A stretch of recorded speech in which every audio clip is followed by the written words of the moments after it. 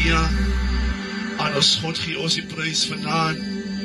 Ons God van ons voorvaders Abraham, Isaac en Jacob.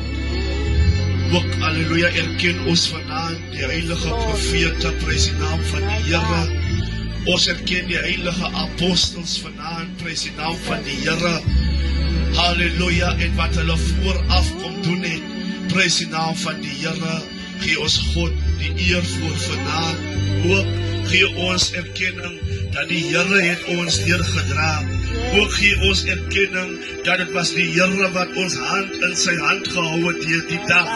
Ook gee ons erkenning dat hy sy bewarende, reddende regterhand was met ons vanaand, halleluja, prys die naam van die Here. Ook gee ons erkenning, dit was die Here wat ons gesond gehou het, halleluja, tydens hierdie dag se verloop.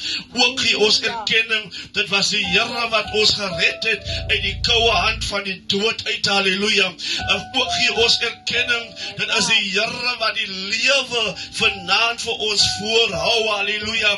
En ook gee ons erkenning vanaand, 'n oorvloed daarvan, halleluja.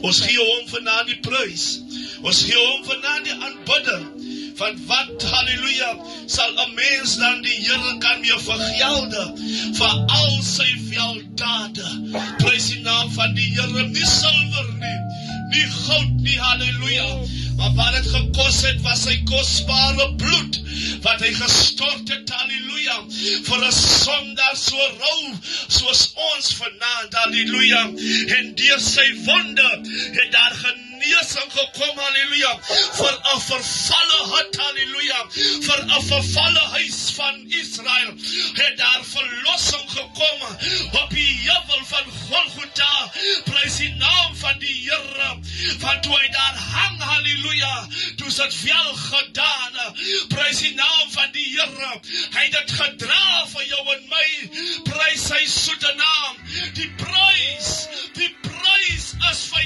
ewig betaal, halleluja, en prys die naam van die Here, dit is die rede wat ons vanaand het, ons het 'n rede om die Here te dien vanaand, ons het 'n rede om al die eer aan die Here te gee vanaand, halleluja, wat was dan nie vir Golgotha nie, dat was